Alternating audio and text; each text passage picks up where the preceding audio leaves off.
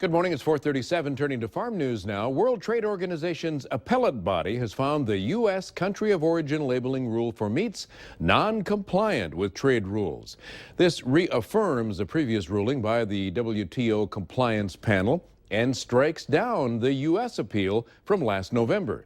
Meat and farm groups were split on COOL. Some said it added to costs for producers and processors. Others said it improved the market for U.S. grown beef. National Cattlemen's Beef Association President Philip Ellis says the next step for Canada and Mexico is retaliation. Well, a surprise to us in the northern plains, but Monday's crop progress report finds the nation's corn and soybean crop ahead of schedule for both planting and emergence. USDA says corn planting 85% complete, gaining 10% this past week. 56% of the nation's corn is emerged. Regionally, the numbers are Minnesota at 100% planted, 72% emerged, South Dakota 83% and 46% emerged, North Dakota at 70% planted, 12% emerged. U.S. soybean plantings are at 45%, gaining 14% for the week. Regionally, Minnesota soybeans are 50% planted, 13% emerged, South Dakota 42 and 4, North Dakota 32 and 3. Spring wheat, 94% planted, 64% good to excellent condition. Meanwhile, winter wheat this week, 68% headed. That's way ahead of the 55% a year ago and 45% in good to excellent condition. All the numbers we just gave you are considered bearish by trade analysts. We'll get a market analysis from Scott Shellady coming up here in about 10 minutes. A new study calculating the cost of the bird flu outbreaks in Minnesota puts the figure at $310 million.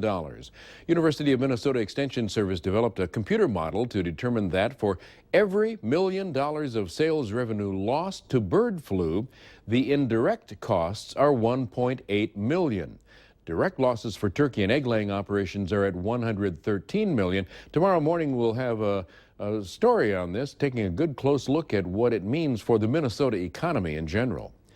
The dietary guidelines recently released by USDA and the Department of Health and Human Services could come under the microscope.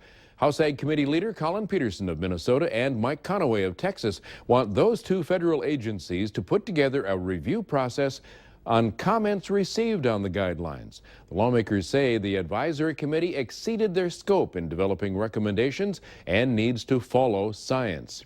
Beef producer organizations particularly upset about the more vegetarian theme to the guidelines. 29,000 comments were received. Time now for Technology Tuesday. Look at the latest technology in the farming world.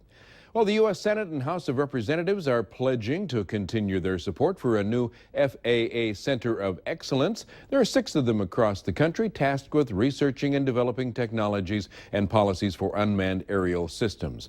Now, the 20 universities led by the University of North Dakota and Mississippi State will coordinate research and development activities with the National Aeronautics and Space Administration, Ag Department, and other agencies. In a press release, Senator John Hoeven says the research like this has been a decade in the making.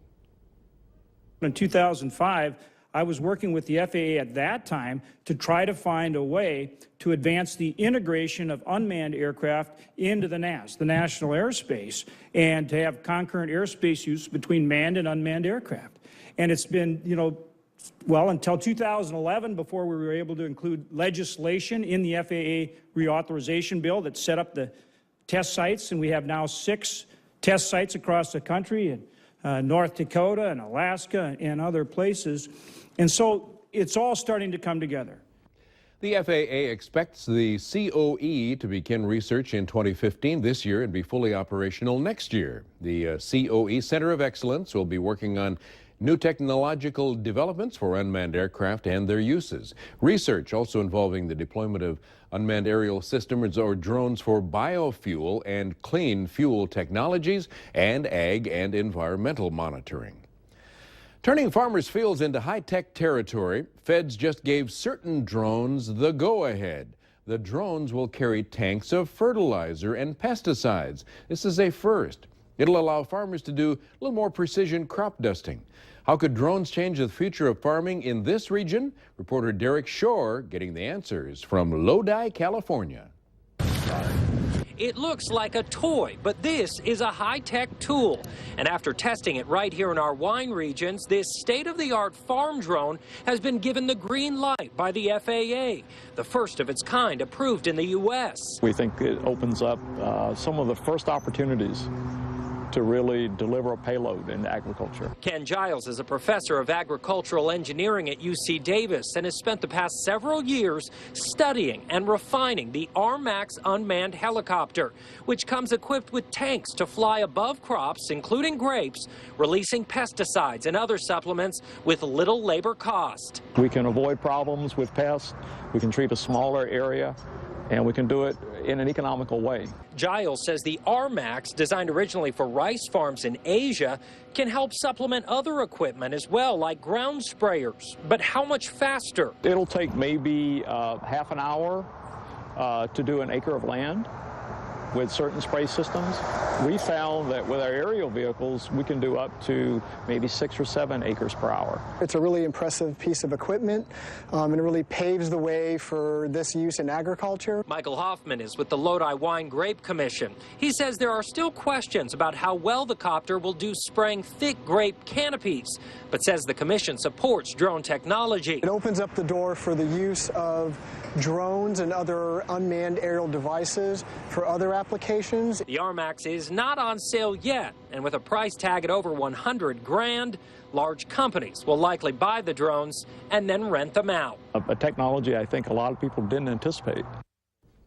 And the RMAX approved for use as of May 1st. That's our Technology Tuesday on our Farm News this morning. It is 4:44 right after the break. We're going to take a good close look at those severe thunderstorms in New Mexico and our weather forecast coming up next.